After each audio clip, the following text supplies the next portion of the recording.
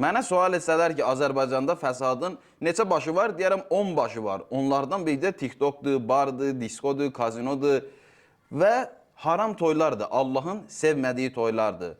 Bu söhbəti kimlə danışmışamsa təkbətək hər kəs qəbul edib və çəkinib bundan. O da nədir?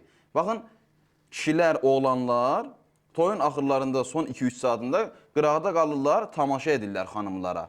Orada 4-5 nəfər oturur, orada olan xanımlar ki, rəqs edirlər, zehinlərindən mənfi pis düşüncələr keçir və bəziləri də bir-birinə danışır ki, nə ifadələr işlədirlər, özünüz daha yaxşı bilirsiniz.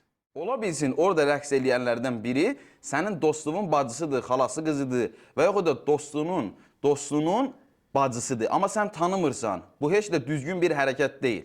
Həm bizim, belə deyək də, Azərbaycanlı kimliyimizə uyğun deyil, həm dinimizə də uyğun deyil ki, insan belə bir hərəkət etsin. Və yaxud da yolda keçirsən, bir xanıma sataşırsan, söz atırsan, dalıca düşürsən, amma bilmirsən kimdir.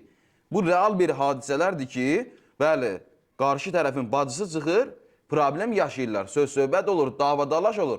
Ona görə də Allah Taala buyurur ki, öz gözünüzü cəmaatın namusundan çəkin. Əgər hər kəs buna əməl etsə, cəmiyyət islah olub, abad olacaq və Allaha tərəf üst tutacaq. Elə də deyirsiniz milli kimlik. 30 il, 40 il, 50 il qabaq xanımlar yaylıqla rəqs edirdi. Uzun don geyinirdi, rəqs edirdi. İndi niyə buna əməl etmirsiniz? Düzdür, o özü də yenə səhvdir.